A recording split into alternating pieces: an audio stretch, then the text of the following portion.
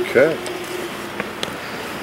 Duke UCLA on paper sounds pretty good. You get pumped up for that? Well, it's not so much pumped up about it. I hope we, there's always a little bit extra when you're playing Madison Square Garden and you get a matchup like UCLA and Duke. But, I hope we prepare and I hope we get ready for every game the same way so that the guys get consistency in how we approach things.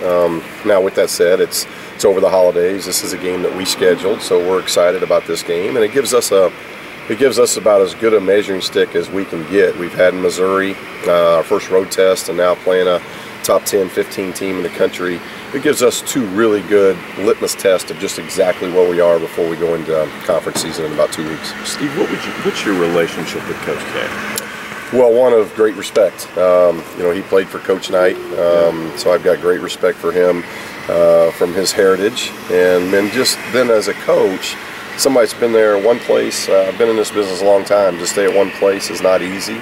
To have the consistency and the success over decades that he's had, graduating his players, doing it the right way.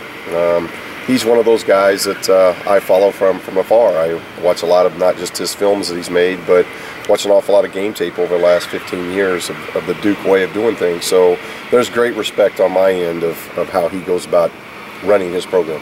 What did you do to get this game scheduled?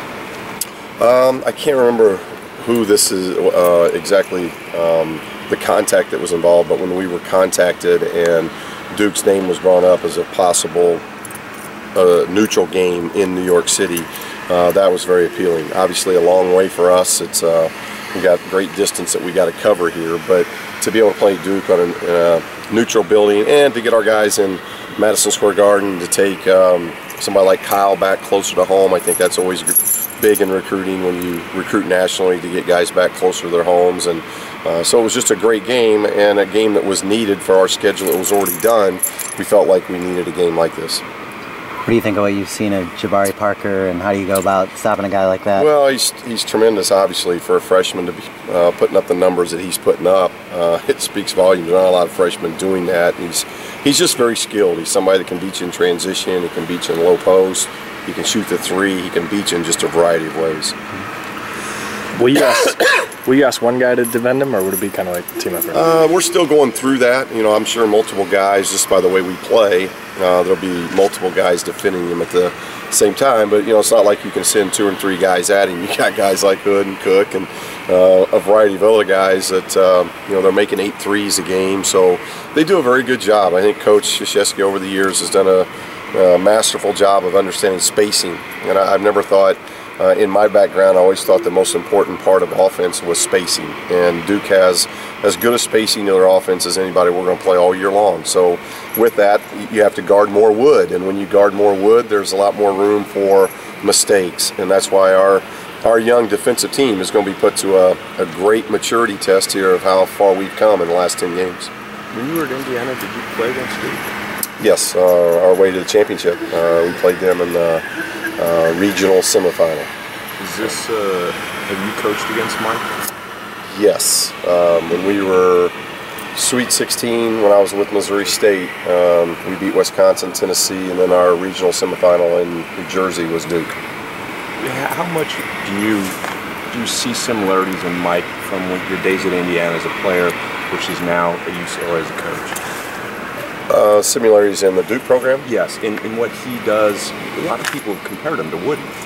That I don't know. I just know his consistency. He's been very consistent. He's been able to change with the game, but they've been subtle changes to where he's got his concepts. He knows what he believes in, on the floor, off the floor, offense, defense, and he's stayed true to those things, and he's recruited that way. And once he started having success, he got some of the best players in the country, and he's been able to consistently over time put his mark on the program, and they've done a great job of consistently winning, and that's not easy at this level. Steve, you mentioned the Duke way. For you, the UCLA way. Is there something are there similarities that you see specifically? Well, we're 10 games in and barely months into what we're trying to put into place, and I will say I'm ecstatic of what our guys are doing. They're listening, they're teachable, coachable. They've been tremendous on the court, off the court. They're doing a great job in the classroom. Everything that we've thrown at them, they've been tremendous at. But we're young. This is we're taking small steps in the right direction, and really what we're trying to instill in our young men right now is develop habits. We're in that period of the year, a third of the way through the season. You're going to develop habits now that are either going to be good or bad. You're not going to be able to turn a switch on. And so that's what we're really focusing here over the break, over the next 3 games, next 120 minutes, next 2 weeks before we get to conference play. Develop habits so that once we get into conference play, we don't have an ebb and flow of inconsistency. We know who we are, we know our identity, and we've created really good habits at both ends of the floor. You said before, it's obviously a big week for Kyle. How important to this offense has he been, especially moving into that point guard role? Well, I think there were a lot of questions at the beginning of the season, and we're only 10 games into it. But offensively, we're top 10 in just about every category. Offensively, we're averaging right at 90 points a game. We're shooting the ball at a high level.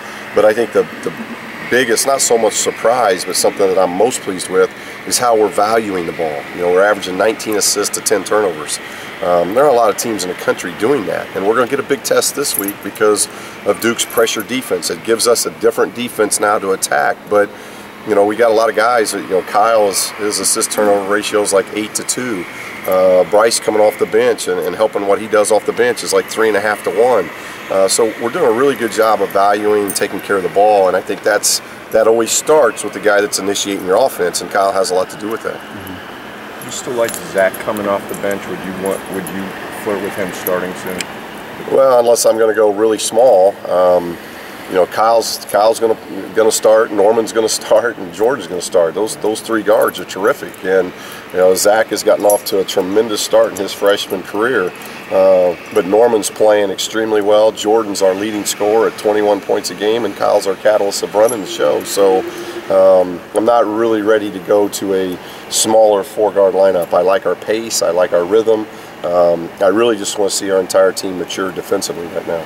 At this point last year, Kyle was kind of focusing on being a 3 or a 4, and that was kind of his role. Is it crazy with how well he's done at point guard that he was ever anything else? I mean, since he's very versatile. He's very versatile, and we still play him. We still play him at the small forward spot or big guard spot when we go to 4 guards. When we sub, he immediately goes to that big guard, and we go 4-guard lineup with Bryce and Zach. So he's doing that for us, but we knew from day one we wanted to put him at the point guard position because it gave us something very few people in the country have, and that's somebody at 6'9". You're preparing for a 6'9" point guard. Now you may think you can get up in him, you may think you're going to have to prepare for somebody at 6'9". We can post him, we can do an awful lot out of him. He sees over people, he's a great passer, he thinks pass first. We've wanted him in that position from day one, and through 10 games he's done an outstanding job proving he can play that. You hear guys like Kobe Bryant say Madison Square Garden is the mecca of basketball. Yeah. For you, how would you describe Madison Square Garden? Well, it's not Newcastle Chrysler Fieldhouse, but yeah, it's one of those special places, that I grew up watching, and Sunday afternoons you'd come home from church, and I can remember sitting with my family, and you'd watch the NBA games, and at that time, way back when we wore short shorts and TV coverage was a little different. You only had one game a week, and that was on Sunday, and you could almost bet every other week there was going to be that premier game was going to be in Madison Square Garden. So as a youngster, you grew up, understanding what the Garden was all about, and I was very fortunate. We played UCLA in the Garden. Reggie Miller's team beat us in the championship my sophomore year in the NIT Finals, so I got a chance to play in Madison Square Garden, and then a few years later to be able to play in Madison Square Garden when I was in the league for 4 years. So it's just a very special place because of the players and the coaches and the tradition that have gone through that building. It's nice to know there's still enough tradition in our country in basketball to where you still have buildings like that still have basketball being played in because it's a special place. You had a milestone win there too as a coach there, right? Yeah. What game was we played? Is it your first win at Iowa? Yeah, was that in Madison Square Garden? It was UConn. Yeah, we played UConn and then got beat by Stanford. So I guess that wasn't Madison Square Garden because that was preseason. I think preseason IT. So we've been up there a few times as a player and a few times as a coach. But it's a neat city, a great basketball town, and a lot of history and tradition with the Garden. With Kyle, how much of a difference has it made in him being able to shoot? He shot really well, especially from Well, long I range think from that there. was his next step. I think Kyle's next step in growth when it came to his offense was the ability to make shots. And he's really worked hard on, he didn't really have a hitch, but it was a very slow release. And he's done a very good job of working on that to where it's a one-piece release. Once he starts it, he goes with it. We talk about elbow lift when you talk about good shooting, and he's got the elbow lift. So at 6'9", it's hard to block his shot. It's hard to get to his shot. We just have really tried to work with him, making sure he knows don't lean back on things. And he's shooting the ball at a really high level right now. And that's going to make our offense roll at even a higher level, because if you've got to worry about Kyle Anderson at the three-point arc, you're going to have a lot of concerns because he does so many good things inside the arc. Are you still working on quickening his release a little bit more? Yeah, it's not so much quickening his release, it's just all one motion. He's just, I think looking at him preseason, it had a little bit of a hitch to it, and now it's all free-flowing, and I think that's why he's shooting it better. That's why he's got a lot of confidence right now. His teammates are finding him, but he feels good about it because it's all, a jump shot should be all one smooth happening, and I think he's got that right now.